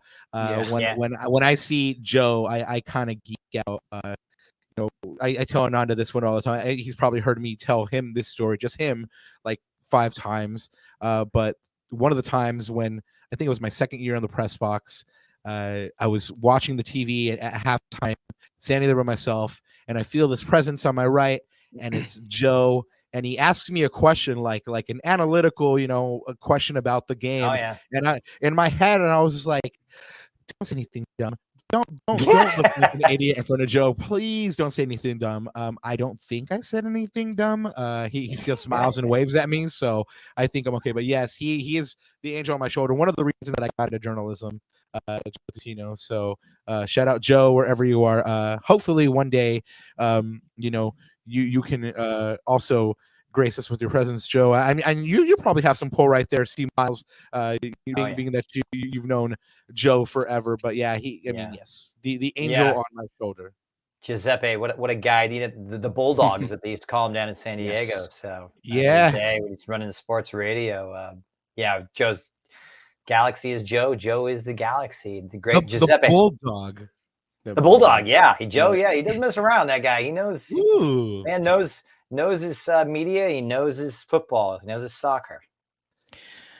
So Rob, I'm going to leave you and C Miles with one last stat, just in case it might sway your opinion either way. But just before we sign off here, because C Miles, everyone knows I am the stats guy around here. So real quick, guys, something to look out for this next match is special teams, I call it. So defending and scoring on set pieces and corners. This year, the LA Galaxy have given up 2 set piece goals officially, but if you remember the McCarthy one, that was actually given an own goal, which is also off of a set piece. So we've really given up 3, which makes us tied for worst in the league with San Jose and St. Louis. Continuation of last year. And in terms of the attack on set piece or scoring off set piece, we just scored our first set piece from a Gaston Brugman delivery. Almost had 2, if it not for a Berkey wonder save on Cáceres, like you mentioned to me last time, Robert. So special teams, one to look at, which could sway the balance of the tie one way or another. Still calling a Galaxy loss here. It has to happen at some point. Robert. Yeah, disappointed. Hey, look, man, I'm a realist. Yeah, not a great point. That's the Galaxy look really uncomfortable on set pieces defending. Absolutely. They've looked uncomfortable with aerial balls high in the box. They've looked just unassured. It's a recurring pattern this season. I've noticed it. So yeah, we'll see how that's addressed against a sporting team that could utilize that to their advantage. But come on, I'm not on board with you, Rob, with the loss. Come on, same. Glass half full. You got to keep the good times rolling. Yeah, I want to be wrong, and I hope I'm wrong. I don't think I'm going to be, though. Nothing points to like the evidence. You're a hope for the best, expect the worst guy, right? Yeah, most of the time, but this just like with SKC and then also with Seattle, I'm always like expecting the worst for the Galaxy, and if they pleasantly surprise me. Conveniently, the next 2 games. Yeah, absolutely. So I'm going to be going through it for the next 2 weeks, guys. Yeah. So after this Sporting Kansas City match, the Galaxy, like Ananda mentioned, will be playing Seattle at home on Saturday, March 30th at 7:30. As you know, I did mention that the Galaxy has trouble against Seattle, but Seattle has not won this year. But the Galaxy hasn't beaten Seattle since 2018 when they won 3-0 at home. But again, this is another one of those bogey teams. So I think that's all that there's really left to say about this preview, about this match. C Miles, thank you so much for coming on and hanging out with us. Much. Really quick, can you let the folks know where they can find you online or where they can find you on the call? Yeah, you can find me on social media at C Miles Sports on X, formerly known as Twitter. Also, this weekend, you can catch me covering some Liga MX on Fox Sports 1 and Fox Sports 2. tremendous league that I'm privileged enough to call the games in English with mi amigo Warren Barton as well. And look for me on Pac-12 as well as Super Rugby Americas, rugby for the American Raptors, as well as Peñarol in Uruguay. So, yeah, that's it. Thanks for having me, guys. Great. Thank you so much. I really appreciate was it. an What honor. you guys do. Yeah, was an it's honor. been an honor, man. And like I said, the time was for lack of our leveling up. We wanted to be on your level, man. And so thank you so much for joining us and sharing your experiences around the game and around the galaxy. And yeah, a lot of interesting viewpoints. Like I said, there was a couple of times that you said something that I hadn't really considered before, and it just made my mind go so many different ways, which was something I love hearing, you know, like, oh wow, like how that's interesting, you know. So I do thank say you some so crazy much. things. So I do say some Oh crazy no, things. So, no, yeah. they were all things that I'm just like, yeah, okay, right on. Yes, I see that. So Lacuna Galaxians, LA Galaxy fans, you guys, I mean, have heard this man around the galaxy, calling galaxy matches. We were lucky enough to have him here on this pod. Thank you once again to Christian Miles, and please go ahead and hook up with them on X. Go ahead and check out his calls for the Pac-12 and for Liga MX. Go ahead and you know what, follow him, subscribe to his YouTube channel, because that way you'll know when he's out there and he's working. Ananda, anything else to add before we get out of here? Nope. Just wanted to say thank you for chat because I know we stayed a little overtime, and like I said, like you said, C Miles, it's been an honor and a pleasure, and I hope we get to do this again soon when the Galaxy are in third place. So excellent, guys. Thank you so much. I appreciate it. Anytime you want to come on, man, you just, this es su casa. Dinos nomás. Let us know, and this is your home, man. So, all right, gracias. Thank you so much, fellas. I appreciate it. Thank you so much, man. Lacuna Galaxians, you know what to do. Go ahead and subscribe on our YouTube channel, youtube.com /at Lacuna Galaxiana. Of course, we'll bring you that live match reaction on a special Lacunita on Monday, March 25th at 7. And go ahead and follow us on all the socials. And really, there's only one thing left to say, right, Ananda? Yep. G's up. Thanks, y'all.